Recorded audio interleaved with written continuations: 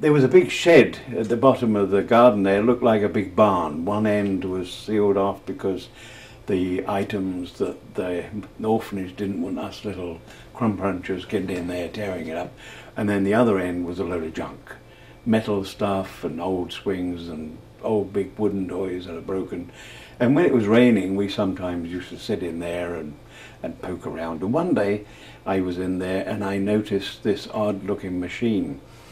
And I got up and I run my hand down the metal part of it, and it was a green. And there was a big wheel at the front with a solid tyre on it, and then a small minuscule wheel at the back. And I said to this boy Peter in there, I said, "What is this?" I don't know. He said, it's a farting bike. I said, "Really?" And because he mispronounced it. And then one day I got it out and started to clean it, and then the master came along, and I asked him, and I said, "What is this?" He said, "It's a penny farthing bike." And I said, "What's a penny farthing?" And he showed me the two coins that represented the bike, a penny and a farthing. Farthing is a quarter of a penny. And I said, "Well, can I, write it?" Or he said, "You would have difficulty writing this." But he said, "You can clean it up." And I said, "There's some blocks with copper wire tied on the pedals so that someone obviously tried it who couldn't reach." And anyway, he said, "Well, it needs a good old clean." So he helped me to get it out, and he got a broom and we brushed most of it off, and then I got an old rag, cleaned it. Cut a long story short, I ended up learning to ride that thing at the age of 7. I used to climb on this rock, get on it. It wasn't a full-size one, it was a mid-size. But the only area we had at the orphanage was one little tarmac area, which was full of holes and puddles and things after it rained, And it used to get boring riding round and round and round. And there was a big double gate to the orphanage that had a big sign on it telling tradespeople when they come and deliver stuff to shut it behind them. And we always, every time we went out, we was instructed by whoever to not go out of the gate. And this particular day when I went out there, I was instructed, as usual, same old stuff, don't go out the gate, Yeah. I was the only one out there. I went on this bike and I was tearing around this little area and squishing any snails or little slugs that went out in the rain on the tarmac, and then squishing all the water out of the puddles, and that's all I could do. It was my fun. And then a delivery person came and backed in and went and delivered their stuff. And when they drove off, I kept going round, and I glanced over and I noticed they hadn't shut the gate. And I seemed to be getting nearer and nearer this gate. And as I got nearer, I kept looking around and thinking, no one out here. No one will see me if I went out. So I got nearer and nearer, and I looked and I thought, yes, I can get through there. And then this final run round, I went straight out the gate, up the top of the hill, which was on the level, and I went, and that bike was incredible. The noise it was making with that big solid wheel, the humming of it was music to my ears. There was bits of rain blobs falling from the previous storm, and twigs and branches all over the road. But I was going, and it was fun, and I had my head cocked to one side, listening for my name to be shouted, but no, it was great. And I kept going faster and faster. And then eventually I got up to the vicarage, which is right at the top of the hill, and they got a big entrance there, and I'd done a big round turn because I didn't want to stop. I've got nothing to climb on together. And then I came back, and I thought, I've got to go back faster. So I went faster, and I went pedaling away there, and the noise of that humming, that big wheel, was just music. It was wonderful. And then I was approaching the gate to go back into the orphanage, and I was going that fast that I pulled my hand hard up on the lever for the brake, which the lever goes along the handlebar, and then there's a metal plate hits the solid tyre.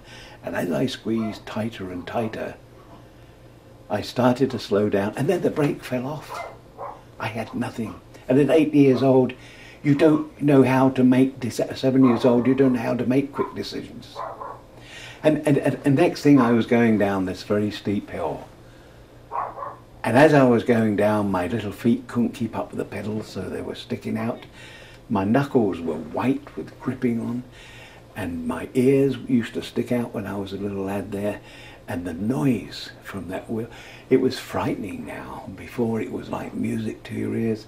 And as I was going down, all these twigs and long grass that was bent over the road, I was squishing them. At the bottom of the road, there's a T-junction. The other side of the T-junction, there is a grass bank, and then there's a brook. And I knew where I was going. And I kept trying to scream. My mouth was wide open. Nothing would come out. I was petrified.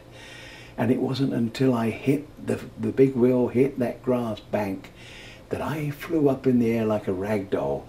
That's when my scream come out, and I'm sure the whole village must have heard me. And I crashed into this brook on all these rocks and this cold water, and I'm sitting there and spurting out water, and I got bruises, cuts all over me, and it was really cold. And the next thing, one or two villagers were standing there looking, and then I heard the sound of a policeman's bicycle. He rang his bell, and he come along, parked his bike up against a tree, took his bicycle clips off, rolled his trousers up, and he came wading in towards me. And he put his arms out to me, and what a thing to say to a child who just had the fright of his life. He said, "I better get you out of there before a big fish gobbles you up." And I was in his arms like a shot. And he got me out of there, and all the villagers were gathered round now, watching this little homeboy in trouble.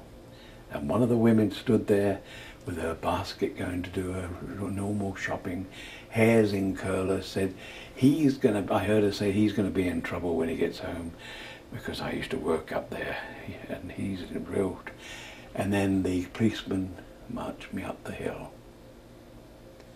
And I stopped crying, and then I looked round, and then I saw one of the villagers coming up the hill carrying Exhibit A, one bent green penny farthing bike. And as I got nearer the orphanage, I could hear all the noise, and all the children were there, and the staff. They'd all heard about this naughty little boy that had left the orphanage and nearly got killed. And the custom is, once you're in trouble in the orphanage, you go into a bath, they scrub you from head to toe. They scrub your hair with carbolic soap, that big old red carbolic soap stuff, and then they tip gallons and gallons of water over you to rinse it, and we call them the drowning jugs, the great big jugs, and then you give it a walloping, and then after bed with no food. But this one was much different because it was more serious. And the policeman was sitting there with a nice cup of tea. In England, to solve all problems, let's have a nice cup of tea, And so they gave the policeman a cup of tea, and he sat there drinking that, and the master gave him a pair of his socks, and then he said he'd got to go, and off he went.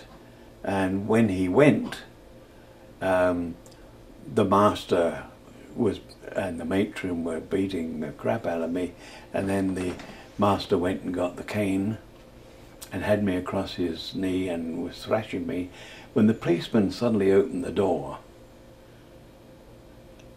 The master threw me on the floor and more or less tried to hide the stick, and the policeman looked and frowned, and he said, "Don't you think he's gone through enough trouble as it is, pain as it is? He's explained he's sorry, and he said, a disgrace to the orphanage." And so he said, "Well, there's a war out there, and there's people getting wounded and killed, and here I never expected to see at an orphanage a child being wounded for a mistake that he's already suffered and paid for." And then he walked out, and the master was, "Who let that policeman back in again?" And he was furious about that. But I today still think that was old Mrs. Woodley that did that. But that's another story.